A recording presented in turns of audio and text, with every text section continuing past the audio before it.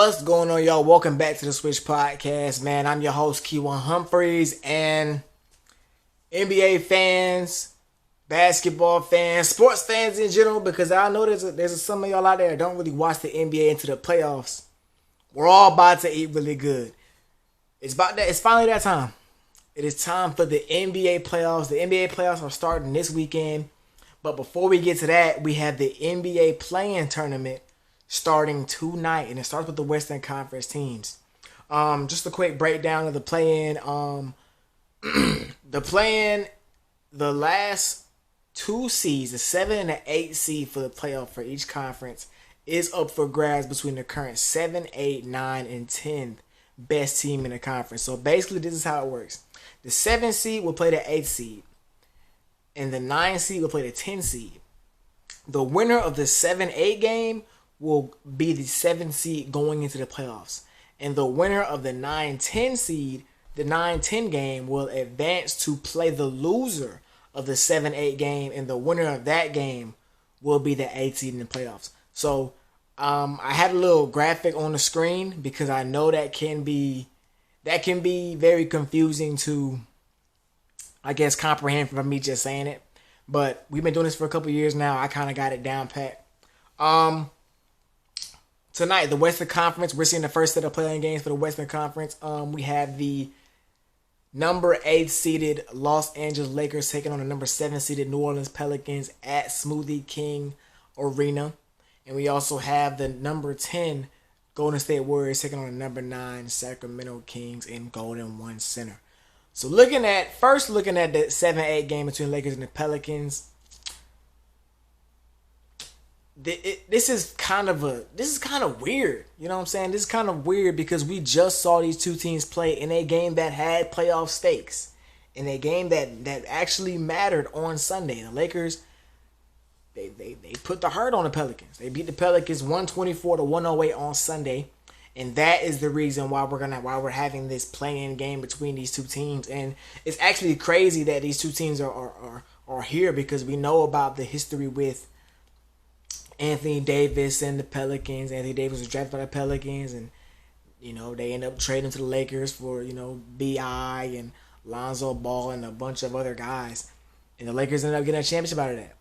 And ever since that championship, they've been in this range of. They've been in the play-in every year. They've either been in the play-in or they've missed the playoffs every single year. So this game means something, definitely to the Pelicans. The Pelicans fans, this game means something, especially with the way the Lakers have been handling them all season long. The Lakers win the season series 3-1 this season over the Pelicans, and it just looks like when the Pelicans are lined up with the Lakers, they just don't really know what to do. They don't really know what they got going on. Zion Williamson, it doesn't play his same dominant self. And I also think we got to look at coaching.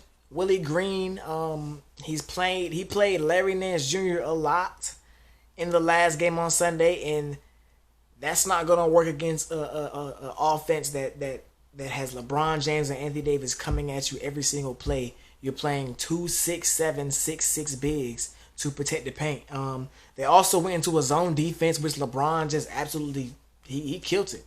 LeBron James torched that zone defense for the Pelicans, and he ended up having a great game on Sunday with 28 points, 17 assists, 11 rebounds, which is a crazy stat line to have. It's like he's playing 2K out there. He put out a 2K stat line right here. But my prediction, I think the Lakers are going to win this one again. I think the Lakers are going to win this game and go on to take on the Denver Nuggets in the first round of the playoffs, which I think will be a good series, even though the Nuggets have had their way with the Lakers. Going back to last season, I still think the series may not last that long, but the games are going to be really good. Moving on to the 9-10 game, the Warriors versus the Kings. This is also very interesting. There is another story going on with this game because it's a rematch of the first round matchup between these two teams last season, and that series went to Game 7. And Game 7 was played in Sacramento. So you basically have a year later from a Game 7 game in Sacramento, you have a winner-go-home game in Sacramento. Now, last year we saw Steph Curry absolutely take over the game. Absolutely say, okay, we're either going to go home because I'm shooting and missing, or we're going to advance because I'm shooting and hitting. Steph Curry took 40 shots and finished with 50 points on the game. Absolutely just, you could just see he really wanted it bad. You can see he really wanted it bad. I've never seen Steph Curry like that where he's just coming out just shooting every single shot to get up 40 shots a game. I had before that game, I've never seen that from Steph Curry. So that was a shocker to me. And ever since that game, these two teams have kind of been they've been battling. They've played 4 times this season. The season series is 2-2. It's even at 2-2. The last time these two teams played was actually in January. It was actually in January 25th, 2024. It was a very good game. I want to say it was a part of the in-season tournament. It was a very good game. The Kings came out on top, 134-133 off of a defensive stop by the Kings. They trapped Steph Curry for his turnover as the clock expired. You know, this is an interesting matchup for me because the Warriors, we know about them being undersized. They run a lot with Kevon Looney, who dominated Game 7 matchup between these two teams last year. We know a lot about Kevon Looney. We know they got Draymond as their big guys. They have a new guy.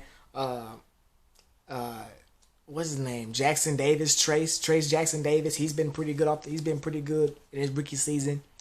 And for the Kings, they bring back relatively the same team. De'Aaron Fox, Malik Monk, Kevin Huerter, Harrison Barnes, Murray, all them guys. Sabonis has been spectacular all season. He recently broke the record for most consecutive double-doubles. Recently broke the record for consecutive double-doubles. And he's been having his way on the glass all season long. So I'm interested to see how he kind of does he think back to Game 7 when Kevon Looney took over that game by getting 10, I want to say he got double-digit offensive rebounds in Game 7. Does he think back to that and say, okay, no, I can't let that happen this time. We going to control the glass, and we're going to make them beat us with the others. And I think that's the key for the Kings. You got to make other guys beat you. Because for the Warriors this season, it's been Steph Curry or nothing. And Steph Curry hasn't had a bad season. I think he's a player right now to where he's not going to have a bad season. He's too good at the game. But he has not had that spectacular season that we're used to Steph having. And that has led to him needing help from his counterparts, from his teammates, from his starting teammates that have not played the best. You look at the Warriors. The Warriors this season has been so crazy. They've had a bunch of turmoil. They've had Draymond getting suspended, Klay Thompson playing his way onto the bench, as well as, a plethora of injuries, including a big hand injury to Chris Paul that kept him out for a couple months. You look at all that, and I look at coming into this game, I don't know how the Warriors can win this game. But with that being said, I'm taking the Warriors in this game. I think the Warriors are going to beat the Kings strictly because of that man, Steph Curry. We talked about last season when Steph Curry put the team on his back to win the game. I think he could very well do that again. The starters for the Clippers, the starters for the Warriors have actually been playing really well. Klay Thompson's picking it up. Jonathan Kuminga just got back from injury. He's playing well. Andrew Wiggins has been pretty good since he came back from his injury or his hiatus or whatever he had going on. Draymond Green is doing Draymond Green things. So I like the Warriors to take this matchup against the Kings again. Really just because of experience, mainly. The Warriors, yes, this is not the same team that won 3 championships or 4 championships, but they still have that championship pedigree. They know what it takes to win big games. They know what it takes to win big playoff games, and this is basically a Game 7 winner go home game right here. So looking at the 8 seed game, I have the Warriors traveling to take on the New Orleans Pelicans. Now, this is also a game that we just saw.